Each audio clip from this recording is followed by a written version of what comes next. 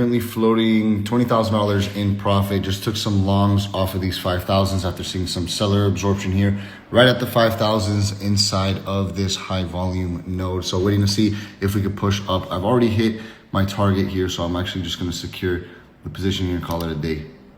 I'm gonna quickly break down the trade for you guys and how I was actually able to make 3.5 R on a day like today. First and foremost, I have to identify the area that we have the highest probability of actually holding, which is gonna be this high volume node. The very first thing we have to identify is the area that we're gonna be looking to take the trade from. All day today, we've been accumulating inside of this high volume node. We've seen how many times buyers have defended this area under the 5,000s. What I liked about the 5,000s specifically was that it is a round psychological level, which once we originally pushed down to the 5,000s, you can see how many times we've kind of rejected that area.